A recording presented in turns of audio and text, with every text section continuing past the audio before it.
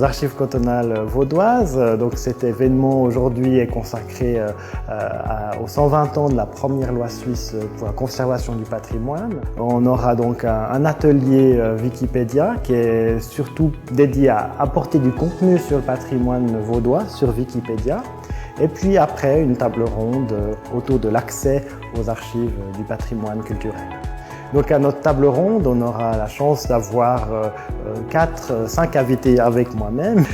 Donc on aura Lionel Pernet, qui est le directeur du Musée cantonal d'archéologie et d'histoire, Marie-France Mélan-Krause, qui est la directrice du site Musée romain d'Avanches, et puis Paul Bisseguer, qui est un historien des monuments, mais aussi un wikipédien très actif. Et puis Karina Kejo, qui est historienne de l'art et puis qui est aussi maître d'enseignement à l'Université de Lausanne. Et on a la chance d'avoir Nicolas Chetty, qui est le conservateur du Centre d'iconographie genevois, qui va faire la modération de cette table ronde.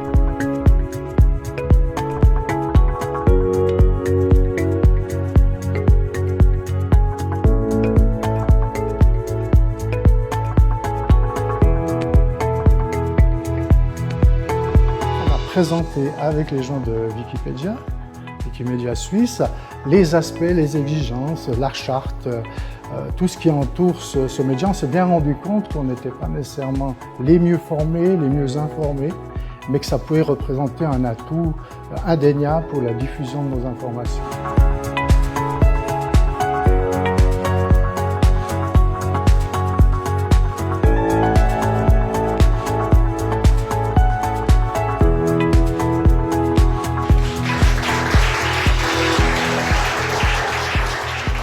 On organise dans le cadre de Patrimoine 2018 un atelier de contribution à Commons pour les archivistes.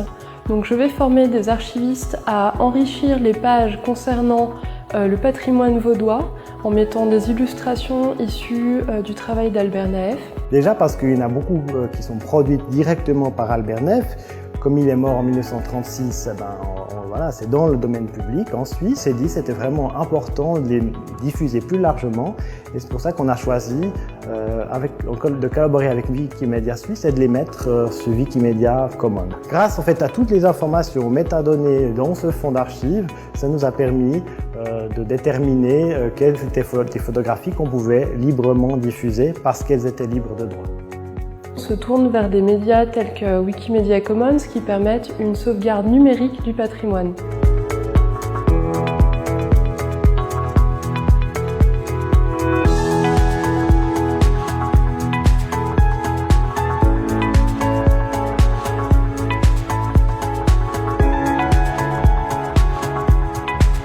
On espère convaincre nos collègues archivistes, nos collègues spécialistes du patrimoine archéologique ou des monuments historiques de s'investir dans Wikipédia.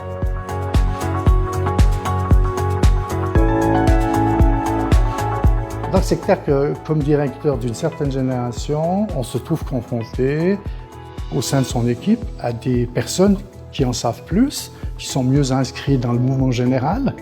Et on a eu cette envie de dire, mais pourquoi on n'irait pas vers Wikipédia? Pourquoi on n'utiliserait pas ce canal pour mieux faire connaître nos contenus d'archives? C'est un relais formidable.